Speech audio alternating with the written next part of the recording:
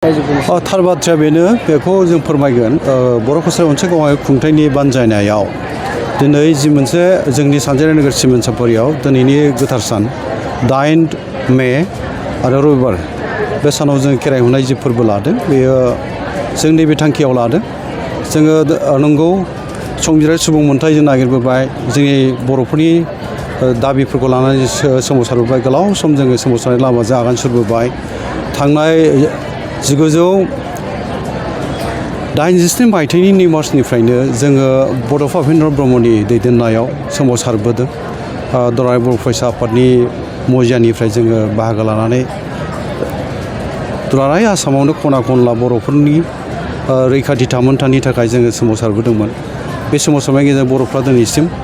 बुंनो थाङोबा खेबथाम जोङो गोरोबथा खालामबाय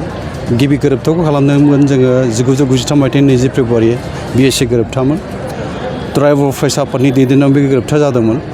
बेनि उनावहाय BLT भारत सरकार आरो आसाम सरकारजों 2003 मायथाइनि 10 फेब्रुवारि आरो मोनसे BTC गोरोबथा जादोंमोन आरो बेनि उनावहाय थांनाय 2020 मायथाइनि 27 जानुवारियाव थामथि बर'नि गोजोन गोरोबथा खालामनाय जादों दुलाराय बर' फरायसा आफाद NDPनि मोनब्रै हानजा आरो खौसेथि बर' सुबुं आफाद ज' लोगो नांनानै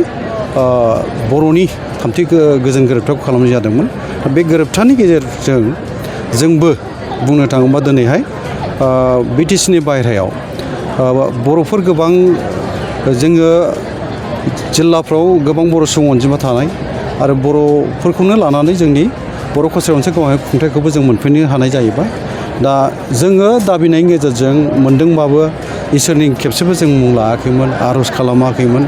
जोंनि गेजेराव रायलायनाय जादोंमोन एफा गिदिर मोनसे खुंथाय खाबु मोनसेयावबो जोङो इसोरनि नाम लायालासेनो माने बेंनाय खाबुआव जुदि जों जिरायोबा बे बारा मोजां जानाय नङा खोमा होननानै जोङो बर'नि आगुनि धोरोम बाथौ धोरोमनि खान्थिजों आसार खान्थिजों जोङो इसोरनि बा आफा बोराइ बाथौनि मुं लानानै जोङो खेराइ फोरबो होनानै इसोरनाव आर'ज खालामनो नागिरो थांखिया बेनो गोजोन खौसेथि आरो जौगाथाय जोंनि गासै बर' रायजो राजानि बुहुमनि सुबुं माहारिनि गोजोना फैथों जोंनि गेजेराव दावराव दावसि एना एनि हिंसा हिंसा फैनो नाङा जों बयबो गोरोबलायनानै थांनानै थानांगोन सुबुं हिसाबै दा बे थांखिखौ लानानै जोङो बे खेराइ फोरबोखौ होनाय जादों बेजों लोगोसे गोबां जोङो सोमावसारनायनि लामायाव जोंनि आंगो गोमानानै लाबोजाबाय ओरैनोथ' बेयो जोंनि थांखि नोजोर बर' हारिखौ जोङो बड'फानि दैदेननाय बा बड'फानि थांखि सानस्रि बा बिनि मोन्थोरजों जोङो जेराव सोमावसारनायाव बाहागो लानानै साफा साफा जों मावथि दा बर' हारिखौ बुहुमाव मोनसे गेरेमसा माहारि जाहैनाय बर' हारिखौ जौगासारनाय राव थुनलाइ हारिमु सोलोंथाइ मोनफ्रोमबो दिगावनो जोङो जौगाहोनाय बेनोथ' जोंनि थांखि आरो जोंनि नोजोरा बावनो थागोन आरो जों बेखौ बोरैहाय मोजाङै मावफुंनो हायो बेनि थाखाय जोंनि गेजेराव रायजो राजा आइ आफा गासैबो जोङो लोगो लालायनानै खामानि मावलांगोन बेवहाय सावरायनायनि गेजेरजों खामानि मावलांगोन बाथ्राया बे दिनै जायखिया आं नैबेखौ एसे बुंफाबावनोसै जे दिनैनि बे हाबाफारियाव जोंनि BTC बायह्रायाव गं 22 जिल्ला दङ बे गं 22 जिल्लानि थान्दैफ्रा सफैजोबदों आरो सुबुंफ्रा सफैजोबदों आरो लोगोसे मेघालय आरो अरुणाचलनिबो बावहाय सौफैदों आरोखि बे जोंनि थाखाय गोजोनथाव बाथ्रा आरो गासै जोंनि ओनसोलनि रायजो राजा आइ आफा बिदा फंबाय बिनानाव गोसो गुदुङैनो बोजोबनानै बा माहारि आफादबो गासैबो बेवहाय लोगो नांनानै दिनैनि बे हाबाफारिया मोनसे जाफुंसार जानायनि लामायाव फैदों आरो बे मोनसे जारिमिनारि आगान जानानै थागोन होननानै जों फोथायनाय दं गोजोनथों लाबोजाबाय जों खोमानानै लानांबाय गोबां सुबुङा मुंख्लं जालांनांबाय गोबां सुबुङानो बिदिनो पुलिस मिलिटारि बुख्रुबजादों जोबथेसार जोबना दोनजादों दिनैबो दङ जोबथेसालियाव जोंनि माखासे बिग्रायारि जोहोलावफ्रा बिथांमोना दिनैबो जोबथेसालिनिफ्राय उदां जानो हायाखै दा बेफोर गासिबो खैफोदफोरखौ जोङो सादजारलाफोरखौ जोङो सौसिलांनो हाथों आरो गोजोना फैदों बर'नि गेजेरावहाय आरो जोङो जै राम रामैनो रायजो खुंलांनो हाथों सामलायलांनो हाथों बयखौबो लानानै गोजोननि थाखाय हाबा मावलांनो हाथों रायजो राजानि गाहामनि हाबा मावलांनो हाथों बे थांखिजों जोङो बेखौ खालामनाय जायो आरो मोनसे बाथ्राया जाहैबाय जोङो गोजाम थांनाय बै जारिमिन मुगाखौनो बुंनांगोन जारिमिना जों मोनहासयै समनि बाथ्राखौनो बुंनांगोन जोङो दिनै सल' बायदि लानो नागिरबाय जे जोंहा दैमालु जोहोलाव दंमोन सिखोना जोहोलाव दंमोन सोमदोन जोहोलाव दंमोन आरो बिदिनो गाम्बारि सिख्लानि बाथ्रा बिरगोसि जोहोलावजोनि बाथ्रा जोङो बेफोरखौ जोङो सल' बायदि लानांगौमोन नाथाय बिसोरबो बर' हारिनि थाखाय बै मुगायावहाय जुजिदोंमोन ब्रिटिशनि गुलियावहाय जिउ बावनो गोनां जानाय सिखोना जोहोलावनि बाथ्राफोरा बारा गोबां बाथ्राबो नङा नाथाय अब्लाबो बिथांमोनखौ गोसोखांनानै जोङो मान बावनो रोंबाखै दा बेवहाय मानसिफ्रा खुगा खुगा रायलायो जे बिथांमोननि जिउमायाबो दिनैसिम गोजोननो हायाखै ओंखायनो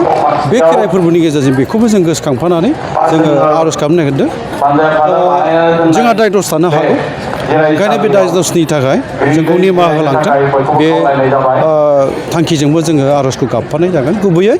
जोंनि BTCनि बायहेरायाव थानाय बर'फोरनि बर' कसारि अनसुं गावारि खुंथायनि